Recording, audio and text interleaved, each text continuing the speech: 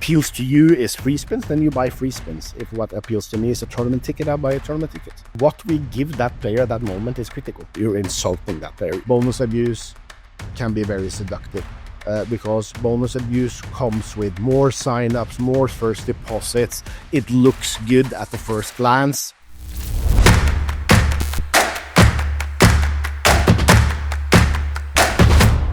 Hi, I'm Charlie Horner from SBC, and today I'm joined by Stian Enger Pettersen, the casino CEO at EveryMatrix. Today we're going to talk about EngageSuite, a new range of products from EveryMatrix focused on player acquisition and retention, something we all know is very expensive, but with EveryMatrix help, you can try and reduce those costs. First of all, Stian, how are you doing today? It's great for you to join us. Hi, Charlie. Good to see you. I'm doing really well. As you can see in the background, it's beautiful weather here in Norway, and excited to have this interview. Fantastic. Well, first of all, let's jump into things. Please, can you outline the challenges that operators face when looking to acquire and retain players? Absolutely. So if we split it and look at acquisition, it's the same old song. I mean, it's tough competition out there. You need to differentiate. You need to ideally offer something that others don't offer. The cost of acquisition also has increased, which of course brings you over to retention. The importance of retention increase as the cost of acquisition increase. That's sort of obvious. So it's all about bringing in the right players. And you know, offer them something that makes them stay, and loyalty can be built in many ways, and of course we focus a lot on the tools to do exactly that. And that brings us neatly into EngageSuite, because it is, you know, trying to keep, well, firstly find those high value players, and then allow operators to keep them. Can you just tell us about the key features of the EngageSuite set of tools and how they can help operators find solutions to these challenges that you've outlined? Absolutely. I just want to take one step back then and explain sort of where we're coming from with EngageSuite. So we built our first bonus system on top of our casino engine platform quite a few years ago. It's called Bonus Engine. It has many cool features. It's all about offering something of, you know, something tangible, free spins, bonus money, cash back, many other for sports, many other bonus types like free bets, stake back, odds boosts, and so on. Then we built a customizable jackpot tool. So not your traditional in-game jackpots, but jackpots actually sitting on top of the game, where you as an operator decides the behavior of the jackpots, what player segments particular jackpot should be for. It could be one player or all players and anything in between, and then also what games it applies to, right? So you launch a game, and if the jackpot is enabled for that particular game, well, then the player can opt in to also play for that jackpot. And then we kept adding products. I'll talk more about what those products are, but and we saw there are so many synergies between these products. And we also looked at how, you know, the social gaming, computer games are better than our industry at sort of building this 360 approach to everything regarding loyalty, engagement for players. There's always something going on in the social games. Typically, you're progressing to receive a reward. In parallel, you earn coins that can buy you something. Put very briefly, you're always close to the next thing. You're completing a challenge. You're earning to level up. You get the idea. That's what I wanted to achieve, and by creating interconnections between all these components, they work together to create the same effect. That's what EngageSuite is. It's interconnectivity. It's also connection with the outside world, which I could expand on later. But within EngageSuite, you have six different products that all are connected together. It's bonus engine, it's jackpot engine, it's price engine, it's loyalty engine, it's tournaments and challenges. Yeah, I want to dive a little bit deeper into some of those individual segments a little bit later. But first of all, I want to touch on the customization ability that you offer your clients. So how can your clients customize the way that they use EngageSuite as a whole ecosystem? So that goes back to this interconnectivity. So also within, let's take challenges as an example. You can create journeys just using challenges. So, okay, you start off as a new player, you get a challenge. That challenge might have multiple levels, such as separate missions, if you like. Every time you complete a mission, you get something. Once you complete the challenge, you might open up 3 new challenges. They could be mutually exclusive. They could cover sort of the different segments of players. You have a challenge for the high rollers, big stretches of wagering with a big reward at the end. Then you might have players that like to have more frequent free spins, for instance. Allowing players to pick their journey is key. So, or you walk in one door, the 2 other doors closes. Of course, this can be repeated, and you can have all the forks you'd like.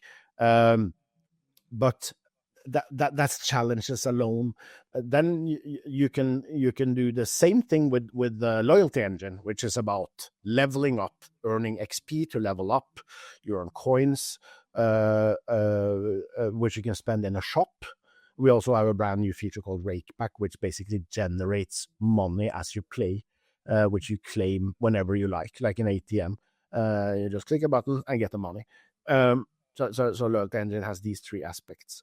But loyalty engine can also be built in the way that these challenges are built, because the items in the shop can reflect the different wishes and needs of different players. That one thing is appealing to you, Charlie, another thing is appealing to me. We buy the item that is appealing to us. So you get the same customization, and more than that, you can put the player in control of the customization. If what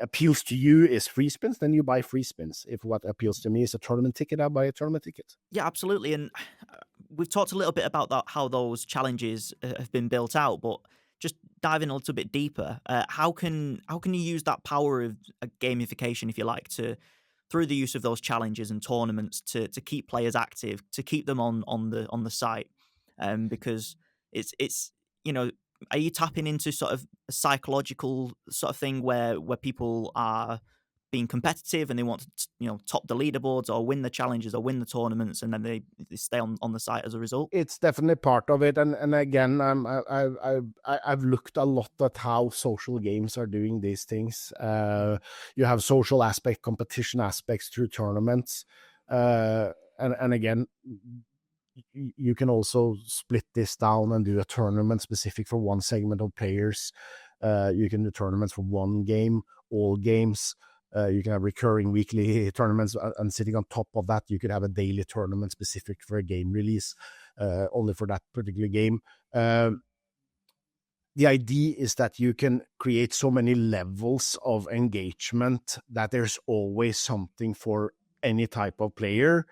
And back to putting player in the control, the player can, if the operator wishes to, the player can shape their own journey. I think the best way to build loyalty is to do it build it around the player choices. It goes without saying that the player like that concept. Yeah, and you've got to try and create that sort of personalized experience, but to adequately do that, you have to be able to identify what types of players like what different techniques. So how do you segment different players to introduce that proper personalization aspect? There are many ways within EngageSuite itself. So one way to segment a player is their journey throughout a loyalty system, right? A platinum player is a platinum player because they have ticked the boxes and taken the steps to become a platinum player. In parallel, you could have various missions that also shapes who the player is. Getting there has, you have to face it, it means they have placed a certain amount of bets typically, or performed certain actions. But it's not limited to that. It's also the help of CRMs. EngageSuite is not a CRM. It works very well with a CRM. We have integrated with, for instance, Optimo, Fast Track, worked together for years. Those tools, solutions are a key part of the entire ecosystem that a casino or sportsbook should be. Another example would be Future Anthem, also a partner of ours that provide recommendations that will also impact this personalization. A good example of that where we have really, really good results is churn prevention in real time. And then since I'm a casino guy, I'll give an example from the casino world. So a player plays a game. While they're playing, we are able to sort of interfere with a reward to a player that is about to churn, a player that is likely to leave the game. And what we give that player at that moment is critical. Because if you go and give a VIP, a high roller, 10 free spins, you're insulting that player. You're intervening, interrupting the gameplay with something they don't want. The results, as mentioned, are extraordinary. In fact, for every bonus pound spent, we get it nearly for 3.96 pounds back in terms of GGR. So, and this, of course, versus a control group. And that's a significant boost, thanks to these tools. I'm really interested in the churn prevention that you talk about. When do you know the right moment is to interfere, to try and prevent that churn? When do you know that a player is about to turn off the game or close down the casino? That's a very good question, and I don't know. I have no clue, and that's why I rely heavily on AI for this. So how it works, I can explain everything except those magical algorithms that I don't understand. We stream relevant events directly into Future Anthem. Of course, they have trained their models based on our players, their behaviors, what games they play, how often they play, how much they bet, and so on. And it's AI that provides these recommendations. So basically, Future Anthem tell us now is the time to give this particular type of bonus, this size of bonus for this particular games to this particular player. And yeah, as mentioned, AI seem to have figured it out because the ROI is exceptional. Yeah, there's definitely clear results, and AI is becoming such a big part of the industry that we do have to rely on it for certain things. I want to touch on again a little bit more about personalization, because it's all well and good, delivering prizes and bonuses for players, but how do you find the relevant prizes and bonuses for your players, and to ensure that you're not, like you said earlier, you're not just insulting players with a generic free spin offer? How do you get that right? It's a combination of many many tools. I would say one is what we just discussed, right? That's one-to-one personalization. We also have the ability to grant player a user experience in terms of visuals on the website using a role system. So if you're granted a role, and in theory you can buy it with coins in the shop, or we just assign it to you, you will have an experience tailored for you in terms of what games you see, how the thumbnails look like. Anything can be customized or segmented, and this is mapped to a role, and that role can be granted to a player. So as an example, let's say you have 3 different layouts of the casino page and the thumbnails and what you call the casino lobby, and you could buy access to the one you have, or just give it for free that you pick and you reassign a role, and that's the experience you get. This is, of course, not one-to-one. What is one-to-one is game recommendations. So whether you're in the game or in the lobby, we have the ability to send games that we or AI again is also used here, that the AI have decided are good selections for you. That doesn't limit you from choosing from all the other games, but it's one way to present games to you, just like Netflix has done with great success over the past few years. And also what you see from Netflix is that we are very much steered by what they recommend, right? I more and more rarely I drill down, scroll down to the bottom movies and series, because those recommendations tend to be good. Yeah, I can't think of the amount of times that I've scrolled all the way down to the bottom on Netflix just to go right back to the top and click the show that Exactly. it was recommending to me all I along. share that experience. Yeah.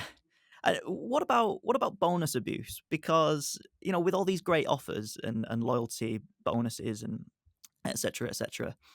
Surely there must be players who are trying to take advantage of these. So what guardrails are you putting in place to ensure that you aren't allowing this bonus abuse to take place? The first thing, our first approach to it was extending our offering beyond bonus money. So now we're going a few steps back, and sort of to the first thing we talked about: bonus engine accompanied by jackpot engine, by loyalty engine, and so on. The perceived value of other rewards than bonus money can be as high as bonus money, but they're not to a recreational and a genuine player. For a bonus abuser, it's not very attractive to do 10 different missions to get free spins and a tournament ticket. They're looking for hard cash and clever ways to circumvent wagering requirements through various techniques. And I come from the B2C world, and I've dealt with that manually for years, and it's a very reactive process. Operators out there will know what I'm talking about, and they will either deal with it manually, and sadly there are also operators where this flies under the radar, because bonus abuse can be very seductive. Because bonus abuse comes with more signups, more first deposits. It looks good at the first glance, but if you drill deeper, you understand you're actually losing money. Our second approach to it is Bonus Guardian. It's a tool we are releasing these days. It's been live with a selection of clients to train the model. It's AI-powered bonus abuse detection, real-time, a proactive approach, because my experience, and I know I shared that with many operators out there, is that when you detect bonus abuse, it's a little bit late, because you've seen patterns. Oh, every time he deposits, he gets a bonus. He plays certain patterns. Okay, it's very clear. I feel very clever that I detected this, but it's too late. With Bonus Guardian, we can catch this as it happens. And of course, comparing the patterns with patterns seen multiple times before. Bonus Guardian looks both at the identity of players, such as deposit method used, country, phone provider. It could be many things. But the real magic happens in that it looks at the way the player behaves on the website, in terms of playing one game, switching to another game, going back to the first game. What I describe now would be a classical collection feature abuse, which is, I would assume, the most common type of abuse, at least on the casino side. And AI again acts a bit faster than you and I. So that's our new weapon to combat bonus abuse, which is the only way to do it proactively. No, that's really interesting. And just finally, then, I know we've mentioned some of the ROI figures throughout this conversation, but what is the overall impact that the EngageSuite set of solutions has sort of had on your clients and on their acquisition and retention rates? And is there any sort of maybe more quantitative data about their experiences of using this? No, absolutely. I mean, and mostly the most data I have for the more mature products. A product like Price Engine is very new. We don't have the data yet. Loyalty Engine, we have early days data. So we see what we see with Loyalty Engine is players' engagement into the tools that Loyalty Engine offers, or into the features, the shop, and so on, increase as they level up. So you become educated in using Loyalty Engine, and you use it more. That's very early days experience. When it comes from the good old products like tournaments, we see 9 times as many bets during the tournament period on the games included in the tournament. Actually, the same sort of numbers for the players. 9 times more players played those particular games. For Jackpot Engine, we see 9%, close to 9% longer game sessions when there's a jackpot sitting on top of the game. We also see that the bet, this was a surprising finding for me. We also see that the average bet increased by 5.5% when there's a jackpot involved. Interesting finding, something we didn't expect. We expected players to play longer. We expected more players to play the games, and they do around 35% more unique players for games that include a jackpot. But I didn't expect them to place bigger bets, but they do. Fascinating. Well, thanks a lot, Stian, for your time. Really Absolutely. appreciate it, and learning more about these solutions. And thanks to the audience for tuning in, and we'll see you next time. Thank you very much.